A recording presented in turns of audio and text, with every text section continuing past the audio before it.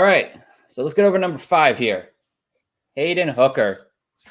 All right, Gladys has him 4th. I have him 5th. John has him 6th. All right, Gladys, you are the top person on Hendon Hooker. Tell us why.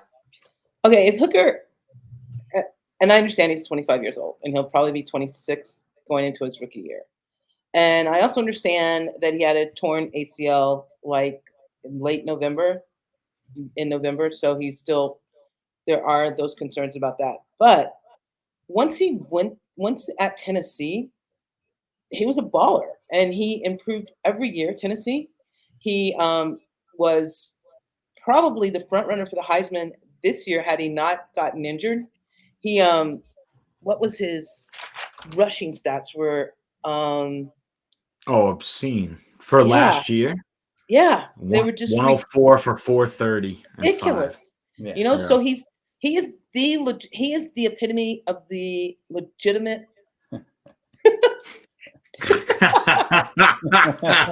Kyle figured it out. Kyle figured it out.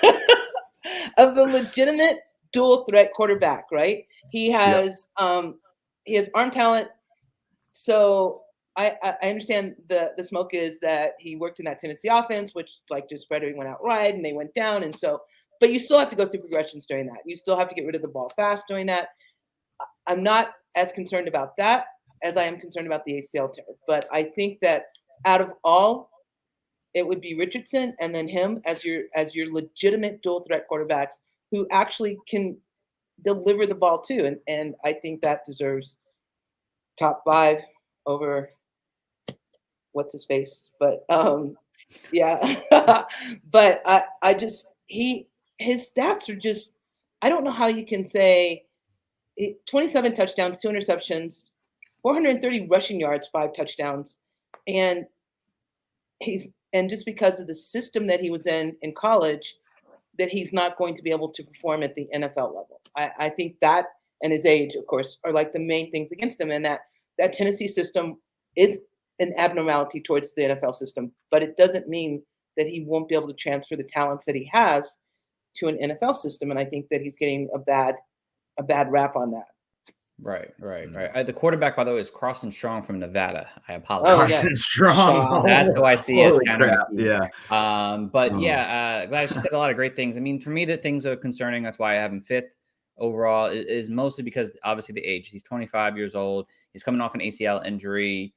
Those are some big knocks for me. But they also could be positives because he's not required then to start right away. And he probably won't start right away for any team who gets him, because there's a lot of teams that are going after him that are like, all right, we don't expect him to play this year. It's 2024. We're going to get him now, though, on that 5th-year option, potentially, and let him play then. He'll have time to develop his game and learn more how to work a regular NFL offense instead of the spread.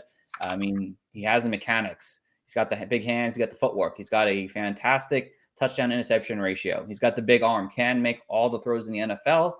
It just, will he recover the right way from his ACL injury? Will he be able to adjust to a more normal NFL offense? And he does take way too many hits. I'm hopefully that someone will teach him not to do that and slide or get out of balance more, which probably caused his ACL tear originally, probably. But he's got all the tools. It's just that there are some unique knocks on him that he needs to develop. And if he can do that, he could end up being one of the top 3 quarterbacks in this class. But there's just those big knocks, those little big knocks that keep him down for 5 for me. But I do like him a lot.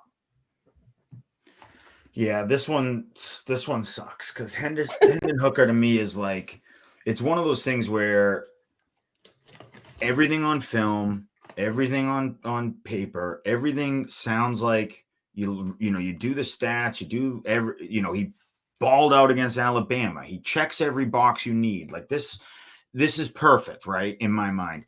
The problem is I have this stupid history of old prospects coming off injury, not being successful. And that's just, to me, the only thing that's like, I just have an alarm bell in my head that's like, it's an older guy coming off an ACL. I just worry that, it might never, ever fully click for Hendon Hooker. That's all. But other than that, everything else makes sense. And I hope I'm wrong. I totally hope I'm wrong on Hendon Hooker. I hope he goes somewhere recovers and balls out and makes me look stupid. I guarantee. I hope that happens. But I just have seen too many other of these injured older prospects go into the NFL and just kind of get washed up into the system and, maybe be a backup, maybe be this, never really find a system that wants to commit to them, all that. And it's this idea that Lamar Jackson and Jalen Hurts just find that guy. It's like, well, you have to build an entire offense around that. You can't just plug this person into anyone and have it be successful. So now you have a front office, a GM, a whole organization making that decision that we're going to take Hendon Hooker and build our offense around that. And I just don't know. I don't know if a 25-year-old ACL tear player is going to get that sort of love from an NFL franchise. Now, they might.